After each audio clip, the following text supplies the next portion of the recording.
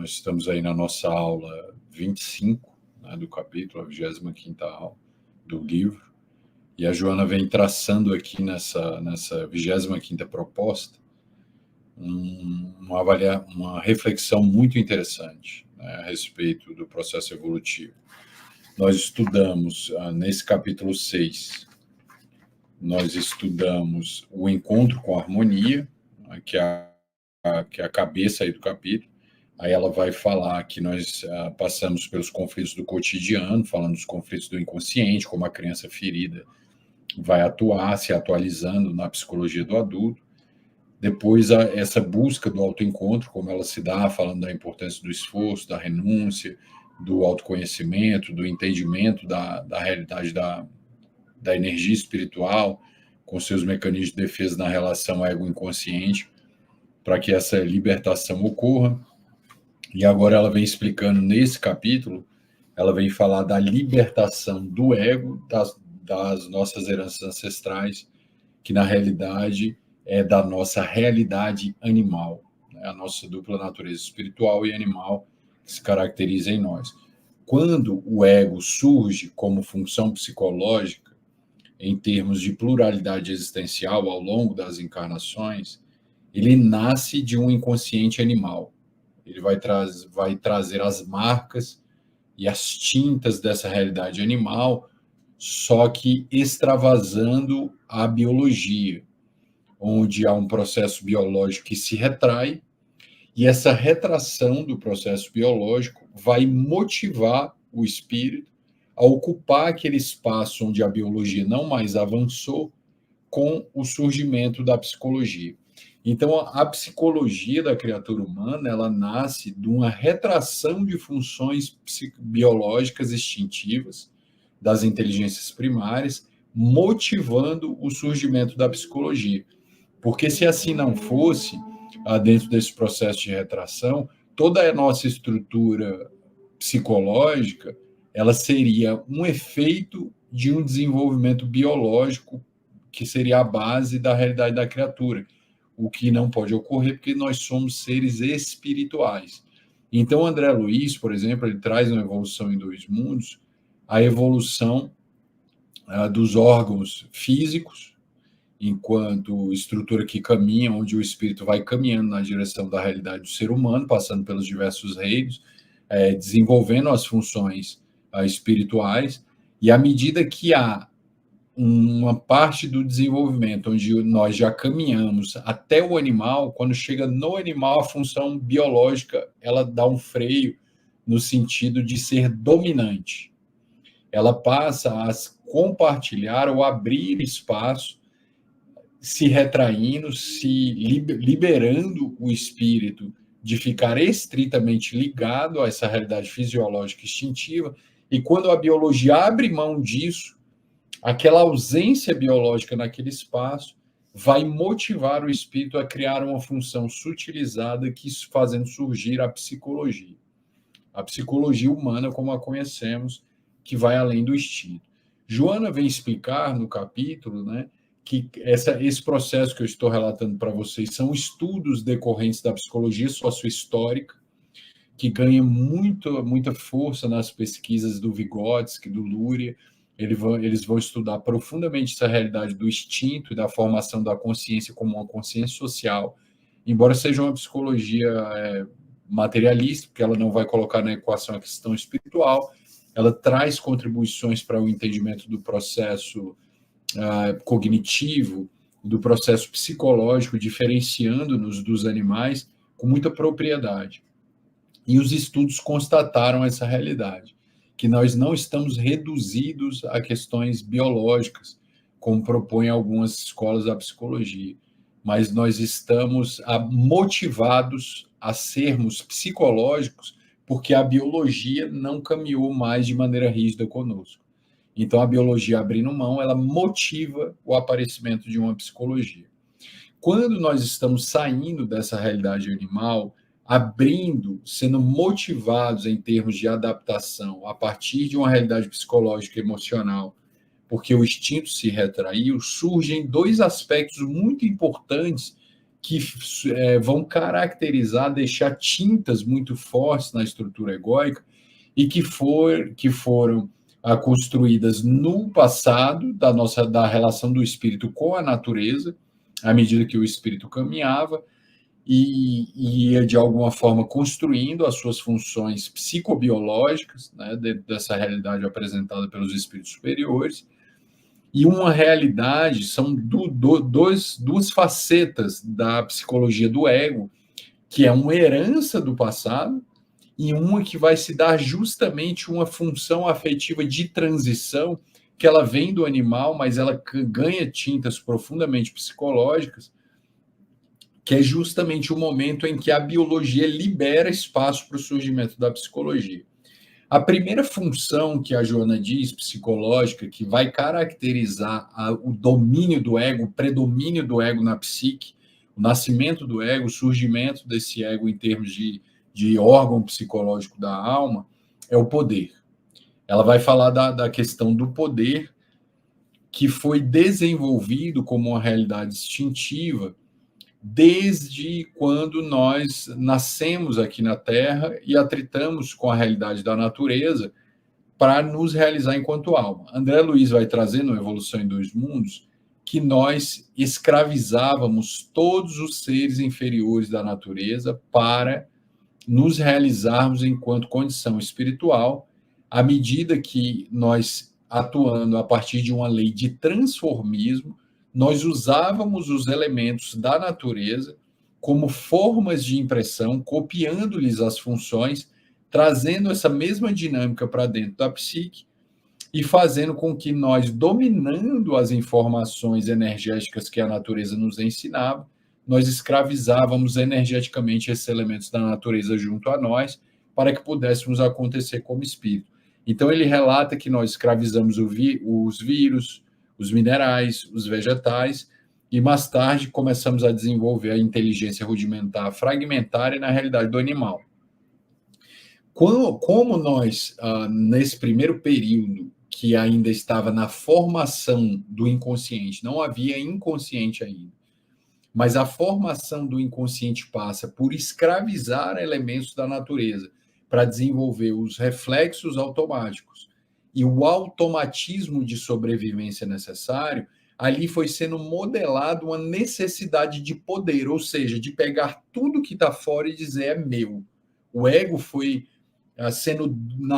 ele foi nascendo e se desenvolvendo, doutrinado por essa realidade de tudo que está aqui fora é meu, e eu vou pegar para mim e vou copiar. Eu vou dominar, vou usar para mim, e aquilo vai ser meu para que eu ganhe poderes, os poderes da natureza eu traga para dentro de mim. Então, por milênios, nós escravizamos a natureza para que pudéssemos imprimir em nós as funções aprendidas com a natureza, escravizando os elementos da natureza. Começam a surgir as bases do instinto de poder, dessa necessidade de dominar tudo que está fora para adquirir funções psicológicas, e que vai caracterizar uma faceta muito forte do nascimento do ego e da predominância do ego na psique da criatura. Ou seja, hoje ela vai dizer que esse ego, quando ele domina na nossa personalidade atualmente, em termos de reencarnação, nós podemos ficar presos numa busca de poder, que nunca acaba, porque caracteriza a psicologia do ego. O ego se caracteriza por essa realidade, por essa necessidade, essa busca de poder, que é um instinto primitivo de herança de natureza espiritual que se desenvolveu ao longo das nossas relações com a natureza. Então, o poder é a primeira faceta egóica que nos prende à nossa realidade primeira, à nossa primeira natureza. Essa primeira natureza, entendendo ela como animal, vegetal, mineral e dos seres micro-organismos, das estruturas virais até. Dentro dessa realidade, surge uma segunda faceta que a psicologia também estudou, com muita propriedade, principalmente na questão da psicanálise, que é o prazer. Então, o ego se caracteriza por duas fontes primordiais distintivas, poder e prazer. A busca do poder, de dominar para desenvolver, funções psicológicas para si, para o ego, sem se preocupar com a realidade externa, e a busca do prazer, né, que vem da retração das funções instintivas, formando o inconsciente freudiano, o id de Freud, que a psicanálise foi estudar com muita propriedade, que é uma psicologia que estuda as funções de natureza psicossomáticas, no sentido espiritual, fazendo uma leitura espírita do processo. Isso é Joana que ensina. Ela fala que Freud ficou bastante preso numa psicologia somática, corporal, de relação com o corpo, que trouxe profundas contribuições, e Jung avançou mais na direção do espírito, e que as duas, quando encontram uma conversa de pontos comuns, elas trazem grandes contribuições para o entendimento do espírito imortal. Então, essa segunda faceta do ego, ela é marcada pelo princípio do prazer. Quando o indivíduo, o princípio do prazer para Freud, que vai marcar uma dinâmica do ego, é uma dinâmica do inconsciente que afeta o ego, ele vai dizer que o inconsciente, ele quer ter um gozo, buscar essa realidade perante a vida, um prazer no nível sensorial e um prazer no nível psicológico. Isso envolve em não entrar em contato com as próprias dores para a manutenção desse prazer.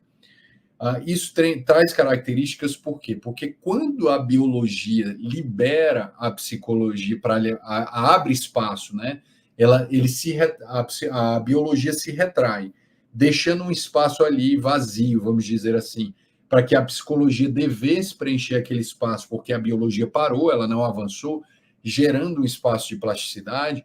Quando a biologia se retrai, abrindo espaço para a psificação, para o surgimento da psicologia, Joana vem dizer que essa virada de libertação da biologia que motivou o surgimento da psicologia, ela é marcada por essa sede de poder e por uma sede de prazer, onde ela fala que nós, na condição de espíritos imortais, nós ficamos monomaníacos no prazer imediatista e sensorial, caracterizando, inclusive, uma das primeiras fases do amor aí, que é essa fase egotista, essa fase bastante de natureza egóica. Então, duas frentes se abrem, marcando essa ditadura do ego, o poder e o prazer. Entendendo esse prazer num estudo bastante psicanalítico do inconsciente de Freud, que ela vai chamar também de um inconsciente subcortical, né, que é o estudo muito ligado às questões psicossomáticas. No instinto, as necessidades, até o momento animal, os instintos tinham uma finalidade, era uma finalidade literal, era uma finalidade material de manter a vida física do animal, ou seja, todas as necessidades eram reais e concretas, empíricas, de buscar na natureza essa sobrevivência em todos os níveis, né, dessa estrutura física que acontecia, até que quando a psicologia abre o campo, essa necessidade, ela não vai ser somente mais impulsionada pelas necessidades reais do instinto. Agora, as fantasias, como funções psicológicas, vão gerar novas necessidades, novos impulsos, não mais só a biologia de sobrevivência que vai garantir uma realidade. Com o surgimento do ego, surge também as necessidades fantasiadas, as necessidades de poder, as necessidades dos prazeres que vêm da realização das fantasias e que sofrem a catarse no nível do corpo e no nível psicológico, inaugurando nessa lógica prazer-poder a ditadura do ego, esse ego que nasce dessa realidade animal, fazendo surgir a primeira fase do amor no conceito de Joana, que é o prazer, é o amor sensação, é o amor egotista, egocentrista, narcisista, é o amor que não fala de uma consciência empática, de preocupação com o outro, é o amor ligado ao poder, é o amor ligado ao prazer, é o amor ligado à libido sexual de Freud, ligado a essa realidade. Então, o reflexo animal psificado se sobrepõe nessa realidade ao reflexo divino que já está em nós. Dentro de nós existe uma dupla natureza, uma que foi instalada pelo nosso contato com a natureza, com todos os elementos da natureza para gerar funções psicológicas, mas existe uma função divina em nós que ela foi instalada como um imago primordial decorrente do contato dos espíritos que cuidaram de nós nesse período de desenvolvimento da psicologia, da nossa segunda natureza. Então, nós tínhamos pais espirituais extremamente evoluídos que guiavam os nossos passos, ou seja, que direcionavam os nossos passos e deixaram dentro de nós um reflexo divino. Então, nós temos dentro de nós a superconsciência, onde está a mediunidade, a paranormalidade, a intuição, e ali aquelas sementes em forma de sêmen divino, aguardando o potencial para gerar vida, que é a assinatura energética dos espíritos superiores, dinamizando a superconsciência em nós. Já a segunda natureza, que é a natureza de todos os reinos que nós experimentamos escravizando, que ficou para trás, forma um inconsciente primitivo, que é o inconsciente da sombra, o inconsciente que vai ser caracterizado pelo lado mais escuro da sombra, inclusive, dentro dessa realidade, que é a de natureza animal e a psificação dessa realidade animal em nós. Então, nós temos o reflexo dos vícios, que é a psificação dos instintos em nós, e o reflexo divino, que é a imago primordial dos espíritos superiores que cuidaram de nós nessa fase, formando aí uma dupla consciência, né? Uma realidade intercessória da superconsciência com o inconsciente primitivo, onde o ego atua no meio dessa interseção, experimentando essa realidade aí.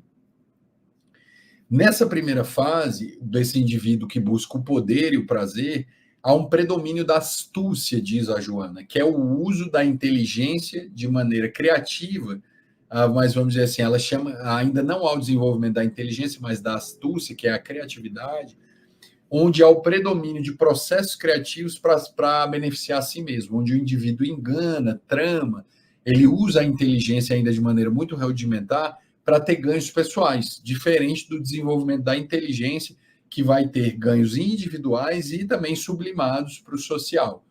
É uma inteligência que ela tem uma ampliação dessa realidade. Então, ela vai dizer que a primeira fase da inteligência é a astúcia, porque a astúcia é uma criatividade maliciosa para satisfazer o ego. Depois que há o desenvolvimento dessa astúcia, ela é muito representada na figura de Hermes, por exemplo, da mitologia, que ele é o trapaceiro, ele é criativo, ele engana os deuses, ele tem toda uma realidade ali na mitologia de Hermes que representa essa astúcia, é o trickster, dentro da psicologia junguiana. Esse termo trickster é um termo dos índios americanos que falam de uma criatura trapaceira, astuta, né, que marcam a psicologia desse arquétipo do trickster aí dentro dessa realidade. É um indivíduo que é um trapaceiro para ter ganhos próprios pessoais. Então, é a primeira fase dessa inteligência, diz ela. Mas, à medida que essa astúcia avança, ela deixa de ser egotista, ela deixa de ser egocêntrica, e ela vai caminhando no rumo de uma inteligência propriamente dita, que vai gerar instrumento, arte, tecnologia, e essa tecnologia ela vai beneficiar não só o próprio indivíduo, essa inteligência que enriquece o espírito, que a desenvolve, mas também ela vai ter uma realização também para o social de maneira sociocêntrica, caracterizando um processo de sublimação das funções psicológicas. No início ainda, essa inteligência, quando ela se afasta da astúcia, virando a função psicológica mais refinada propriamente dita, ela é muito marcada pela posse, o indivíduo vai ter o prazer posse, os bens materiais, vai adquirir para ter prazer, para ter posses dentro dessa realidade. Ainda não é uma função que ela beneficia no sentido sublimado, mas já demonstra um refino dentro dessa realidade. Para que essa realidade comece a acontecer, o desenvolvimento da inteligência que vai se afastando da astúcia, ela vai gerar instrumentos que vão liberar o corpo para que esse corpo drene realidades afetivas de maneira mais apropriada.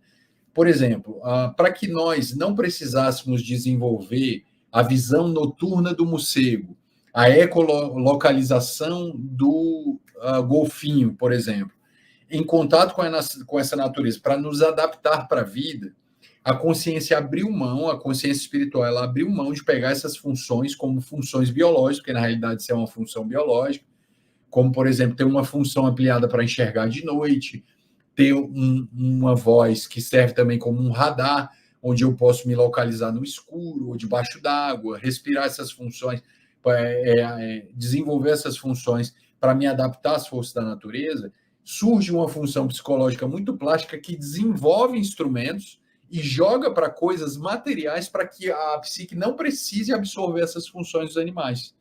Então, eu fico mais psicológico e desenvolvo realidades mais psicológicas que vão se aprimorar das funções da natureza, mas jogando para objetos fora do corpo. Isso alivia a psique, porque a psique ela pode ficar dedicada às funções afetivas e dedicar também os órgãos do corpo para que eles possam drenar a nossa afetividade, surgindo uma função psicossomática muito mais elaborada que a do animal. Então, a inteligência, como função psicológica, ela, em vez de continuar copiando coisas da natureza para dentro da psique, ela copia coisas da natureza para fora da psique, aliviando as estruturas psicossomáticas do espírito, para que o espírito possa centrar a sua preocupação em aspectos emocionais, utilizando inclusive esses órgãos para que ele possa drenar realidades emocionais e absorvendo funções da natureza na instrumentalidade das tecnologias que são criadas. Então, por exemplo, em vez de eu assumir a função do morcego e do golfinho, eu vou criar um radar que serve de aparelho fora de mim e eu não preciso assimilar essa função em termos biológicos, que fica dentro de mim, e posso tornar essa função mais espiritual. Enquanto a matéria me ajuda a me locomover, utilizando os radares dos instrumentos que eu mesmo criei, eu vou usar a minha antena para mediunidade. Eu vou usar a minha antena para intuição.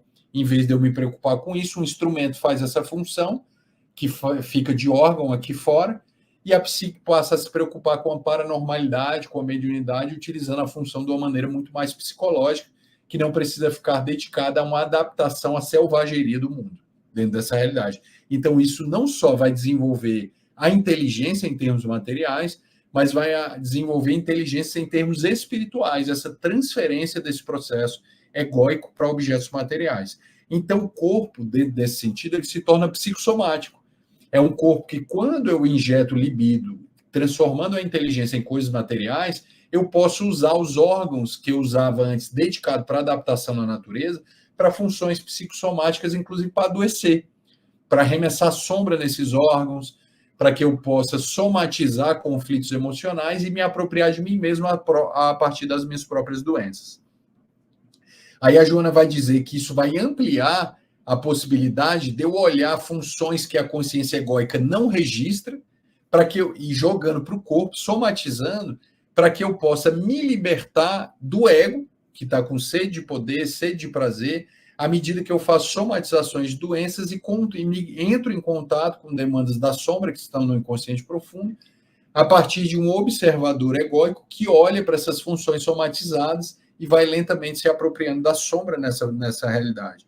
Então, isso vai tornar esse corpo psicossomático, e então começa o processo de libertação do ego dentro dessa realidade, através desse ser que desenvolve a inteligência além da astúcia, joga para os instrumentos materiais funções que não são necessárias para esse corpo, porque a tecnologia supre.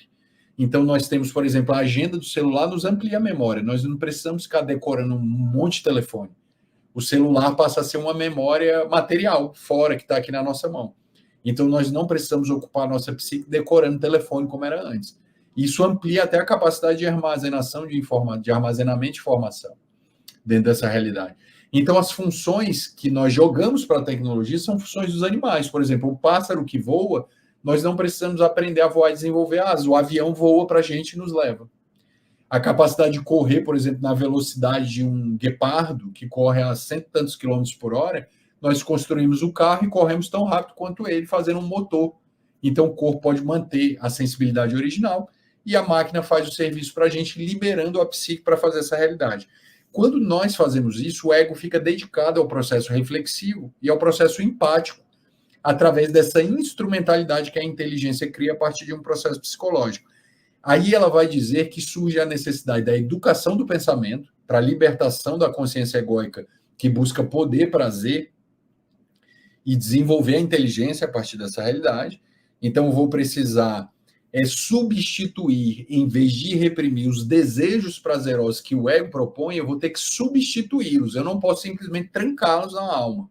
Eu tenho que fazer uma substituição, aprender a substituir o prazer animalizado para que ele possa continuar sendo, entrando como processo de catarse, ele vai continuar sendo destilado, mas em processos superiores mais refinados.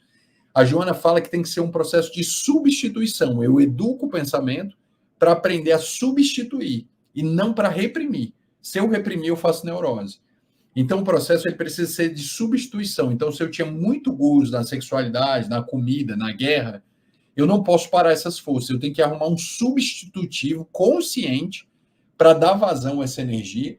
E essa substituição vai me dar saúde, diz ela, através de um processo de educação do pensamento e contenção, que não trabalhe no nível de repressão neurótica dessa realidade.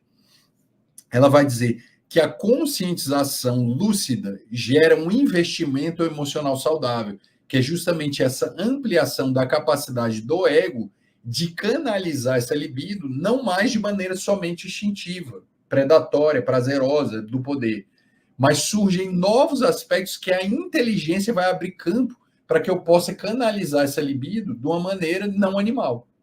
Então ela não para, ela só é substituída, em vez dela ficar com tintas somente animais, a inteligência vai abrir processos criativos, por exemplo. A psicologia é isso, a psicologia como ciência é um espaço criativo que cria instrumentos através da inteligência para que a libido se manifeste não somente a partir da natureza animal, mas a partir da psicoterapia, dos trabalhos de imaginação ativa, da meditação, através dos processos de visualização, da arte curadora, a partir da mediunidade.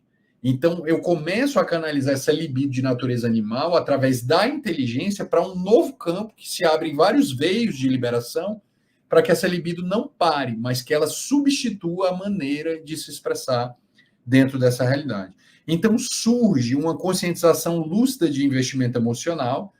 Eu vou precisar muito da vontade para poder começar a exercitar através de uma repetição de disciplina, esforço, sendo essa vontade uma suprafunção que vai começar a gerar essa conscientização espiritual profunda, e isso vai abrir um campo além do ego, liberando o indivíduo do ego que só pensa em si. Porque como é que era o animal? A função biológica é eu preciso sobreviver, eu preciso salvar esse corpo, eu preciso procriar para que um molde de mim se reproduza e garanta a minha imagem no próximo ser que vai nascer. Então era tudo muito autocentrado. Ou era coletivo, mas era tudo dedicado à função biológica da espécie. Quando a biologia freia e abre a psicologia, esse ego já está doutrinado nisso. É para mim, é meu, sou eu, é tudo eu. O centro das coisas funciona toda a partir da realidade do eu. Então, isso começa a gerar aflições e sofrimentos dessa função egotista, porque as funções de prazer e poder do ego, elas não geram compensações. Elas geram mais sofrimento, ou seja, sofrimento não é compensação, não motiva. Então, quanto mais eu fruo poder e prazer na lógica egóica, sem me libertar do ego, eu não tenho uma compensação emocional dessa experiência.